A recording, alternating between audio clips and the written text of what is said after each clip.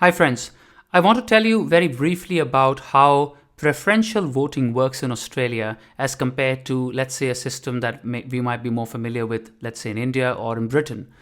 So, unlike in India or in Britain, where when you go to polls, you actually on the ballot paper choose one person, and obviously that person belongs to a political party, and that's it. And so the person with the most votes win. So as a result of that, let's say someone with 30% votes might be actually the winner. So you don't need 50% votes to win an election. So this is called the first past the post system.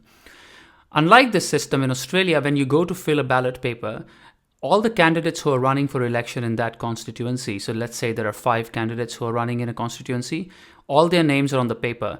And what you need to do is you need to rank them. You need to say, hey, here's the person I want the most, and here's the person that I would prefer the second most and third most, and so on and so forth. So all these are then tallied. And unless someone has 50% first preference votes, which is very unlikely, the way the winner is calculated is that the person with the least first preference votes is eliminated, and their votes are then distributed depending on the second and third preferences to the remaining candidates, let's say the remaining 4 candidates in this example. And this is done until one candidate has 50% first preference votes. So if you think about it, it's actually a very good system. It actually reflects what I would argue, it reflects the will of the people more accurately. Because let's say in India, where I grew up, often you really wanted to vote for someone, but you knew or you thought that that person has no chance of winning. So you already made a compromise and you chose someone else who you think might be the next best option. So in some ways, you're doing preferential voting even before you go into the ballot box.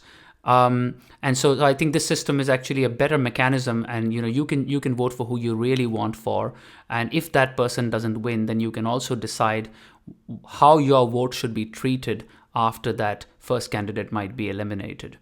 Now, this is very significant in the recently concluded Australian elections context, because let's say Peter Dutton, who was the leader of the opposition, or David Coleman, who was the member actually where I live in the Sydney region, both had higher first preference votes than their eventual defeaters. So in the English context, on the Indian context, both Dutton and David Coleman would have actually won.